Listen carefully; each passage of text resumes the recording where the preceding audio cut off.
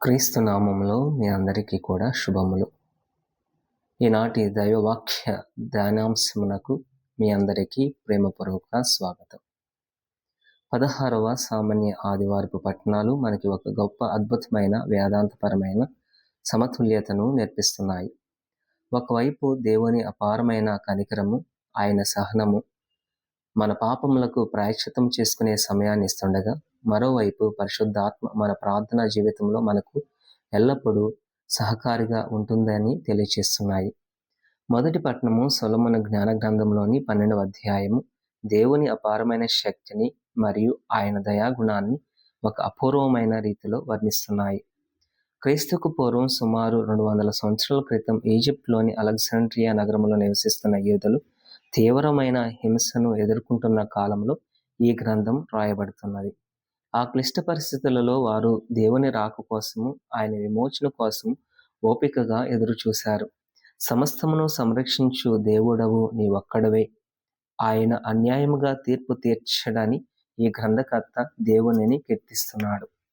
మానవలోకంలో శక్తి లేదా అధికారం అనేది తరచుగా ఇతరులను అణిచివేయడానికి, భయపెట్టడానికి లేదా తక్షణ తీర్పులు ఇవ్వడానికి ఉపయోగించబడుతున్నది. కానీ దేవుని సర్వాధిపత్యం దానికి పూర్తి భిన్నమైనది. ఆయన తన అపారమైన శక్తిని దయ, క్షమాపణ మరియు కనికరం ద్వారా ప్రదర్శిస్తాడు. దేవుడు మిగుల ఓపికతో మనలను ఏలుచున్నాడు, ఎందుకంటే ఆయనకు ఎప్పుడైనా శిక్షించే శక్తి ఉంది. కానీ ఆయన పాపులు పశ్చాత్తాపపడి తిరిగి రావాలని కోరుకుంటున్నారు. ఈ పట్టణం ద్వారా దేవుని శక్తికి మరియు మానవుని శక్తికి మధ్య ఉన్న వ్యత్యాసాన్ని స్పష్టముగా వివరించబడుతూ ఉన్నది. దేవుని సహనాన్ని అర్థం చేసుకోవడం అనేది క్రైస్తవ జీవితంలో ఒక కీలకమైన ఘట్టం. పాపం చేసిన వెంటనే దేవుడు శిక్షించిపోవడానికి కారణం ఆయన బలహీనుడు కావడం కాదు, ఆయన దయామయుడు. ఆయన పాపికి ప్రాయశ్చిత్తం చేసుకునే సమయాన్ని అనుగ్రహిస్తాడు.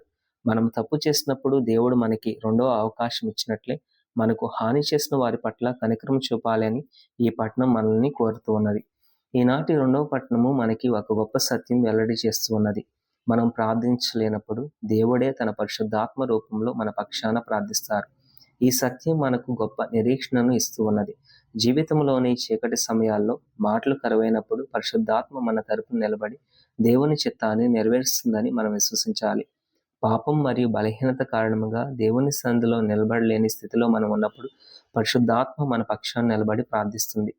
ఒక బిడ్డ ఏడుస్తున్నప్పుడు ఆ తల్లికి ఆ ఏడుపు వెనుక ఉన్న ఆకలి లేదా బాధ ఎలా అర్థమవుతూ ఉన్నదో, అలాగే మనము యుక్తముగా ఎట్లు ప్రార్థింపవలేనో మనకు తెలియనప్పుడు దేవుడే తన పరిశుద్ధాత్మ రూపంలో మన పక్షాన ప్రార్థిస్తాడు. ఈనాటి సువిశేషణ పట్టణంలో మత్తయి సువార్త 13వ అధ్యాయంలోని యేసుక్రీస్తు పరలోక రాజ్య మర్మాలను వివరించడానికి అనేక ఉపమానాలను ఉపయోగించారు. దేవుని రాజ్యము ఏ విధముగా స్థాపించబడుతున్నది, అది ఏ విధముగా ఎదుగుతున్నది మరియు దాని అంతిమ ఘట్టం ఎలా ఉంటుందో అనే విషయాలను సామాన్య ప్రజలకు అర్థమయ్యే రీతిలో వ్యవసాయ సంబంధిత ఉపమానాల ద్వారా ఆయన బోధించారు. ఈ పట్టణంలో 3 ముఖ్యమైన ఉపమానాలు ఉన్నాయి. గోధుమలు, కలుపు గింజలు, ఆవగింజ ఉపమానము, పులిసిన పిండి ఉపమానం. ఒక యజమాని తన పొలంలో మంచి విత్తనాలను విత్తాడు. అయితే రాత్రివేళ అందరూ నిద్రపోతున్నప్పుడు అతని పగవాడు వచ్చి గోధుమల మధ్యలో కలుపు గింజలు చల్లిపోయాను. పైరు ఎదిగి ఫలించినప్పుడు కలుపు మొక్కలు కూడా కనిపింపసాగాయి. అప్పుడు ఆ యజమానుని సేవకులు అతని యొద్దకు వచ్చి, అయ్యా, నీ పొలంలో మంచి విత్తనములు చల్లితివి కదా, అందులో కలుపు గింజలు ఎట్లు వచ్చి పడినవి అని అడిగిరి. అందుకు అతడు, ఇది శత్రువు చేసిన పని అని అనేను. అంతటా వారు, మేము వెళ్ళి వానిని పెరికి కుప్పవేయుదుమా అని అడిగిరి. దానికి యజమాని, వద్దు, వాటిని పీకితే వాటితో పాటు గోధుమలను కూడా మీరు పెకిలించవచ్చు. కోతకాలం వరకు రెండింటినీ కలిసి పెరగనివ్వండి అని ఆదేశించారు. కోత సమయంలో ముందుగా కలుపు మొక్కలను అగ్నిలో కాల్చడానికి కట్టెలు కట్టి, ఆ తరువాత గోధుమలను నా గిడ్డంగులకు చేర్చమని కోత వారికి చెప్పాను. ఈ ఉపమానంలో ప్రతి అంశానికి యేసుక్రీస్తు స్వయముగా ఒక లోతైన ఆధ్యాత్మిక సంకేతాన్ని ఆపాదించారు. మంచి విత్తనములు విత్తువాడు మనిషి కుమారుడు. పొలము ఈ ప్రపంచము. మంచి విత్తనము అనగా రాజ్యమునకు వారసులు. కలుపు గింజలు దుష్టుని సంతానము, వీనిని విత్తిన శత్రువు సైతాను. పంటకాలము, అంత్యకాలము, అంతిమ తీర్పు గడియలు, కోతగాండ్రులు దేవదూతలు, దేవుని తీర్పు అమలుపరిచే దైవ సేవకులు. ఈ సువార్త భాగంపై పోప్ ఫ్రాన్సిస్ అద్భుతమైన ప్రసంగం చేస్తూ దేవుని సహనాన్ని అత్యంత మధురంగా తెలిపారు. దేవునికి ఎంత ఓపిక ఉందో కదా అని ఆయన ఆశ్చర్యం వ్యక్తం చేశారు. చెడును తక్షణమే నాశనం చేయవలెననేది మానవ నైజం, కానీ అది దేవుని విధానం కాదు. మనం ప్రతిరోజు కలిసే వ్యక్తులలో తప్పులను, అనగా వారిలోని కలుపులను గుర్తించడం చాలా సులభం. కానీ దేవుని దృష్టిలో చూసినప్పుడు వారిలో మంచితనం గుర్తించడం మనం నేర్చుకోవాలి. అలాగే వృద్ధులను సమాజంలో పనికిరాని వారు కలుపు మొక్కల వలె పక్కన పెట్టకూడదు. వారి జ్ఞానం అనే గోధుమలు యువతరానికి మార్గదర్శకంగా నిలుస్తాయి అని ఉద్బోధించారు. పునీత అగస్టిన్ ఈ ఉపమానాన్ని డొనాటిస్టిక్ కాంట్రవర్సీ నేపథ్యంలో అద్భుతంగా వివరించారు. వారి ప్రకారం చర్చ్ అనబడేది కేవలము పవిత్రులైన వారితో మాత్రమే ఉండాలి అని, పాపులను లేదా బలహీనతతో తప్పు చేసే వారిని వెంటనే సంఘము నుంచి వెలివేయాలని కఠినంగా వాదించారు. వారి వాదనకు వ్యతిరేకంగా అగస్టిన్ ఈ మత్తయి 13వ అధ్యాయాన్ని ఆధారంగా చేసుకొని చర్చ్ అనేది ఒక మిశ్రమ రూపం, కార్పుస్ వెర్మిక్స్తుమ్ అని బోధించారు. భూమి మీద ఉన్నంతకాలం చర్చిలో పుణ్యాత్ములు, పాపాత్ములు ఇద్దరు జీవిస్తారు. దేవుని తీర్పు దినం రోజున వారు వేరు చేయబడతారు. కానీ దేవుని అనంతమైన కృపలో నేడు కలుపుగా, చెడ్డగా ఉన్న వ్యక్తి రేపు పశ్చాత్తాపపడి ఒక స్వచ్ఛమైన గోధుమగా మారగలడు. ఫాదర్ రానియరో కంటల్మెస్సా ఈ ఉపమానాన్ని వివరిస్తూ, ఆలయం అనేది పరిపూర్ణమైన పుణ్యాత్ముల కోసం ఏర్పాటు చేసినది కాదు, అది పాపులను చికిత్స అందించే ఆధ్యాత్మిక ఆసుపత్రి అని పేర్కొన్నారు.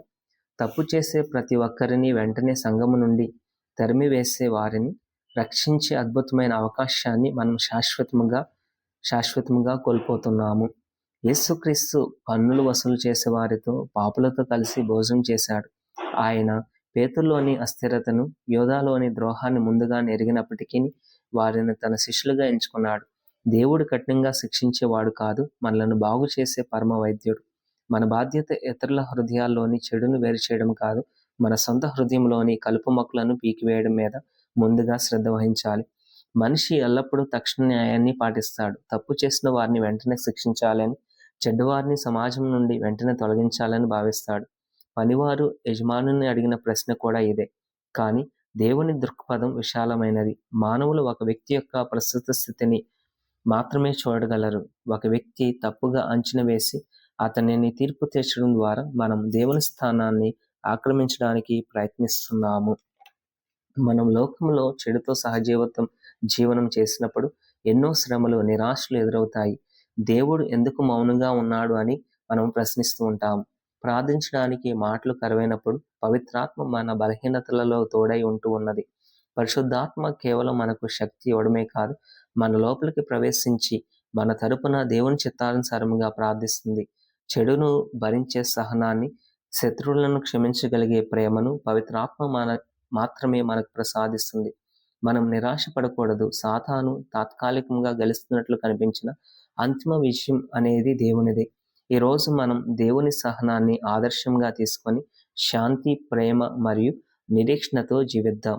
మరి ఈనాటి దైవవాక్యాన్ని ఆలకించినటువంటి ప్రతి ఒక్కరికి దేవుని ఆశీర్వాదం నిండుగా మెండుగా ఉండునుగాక.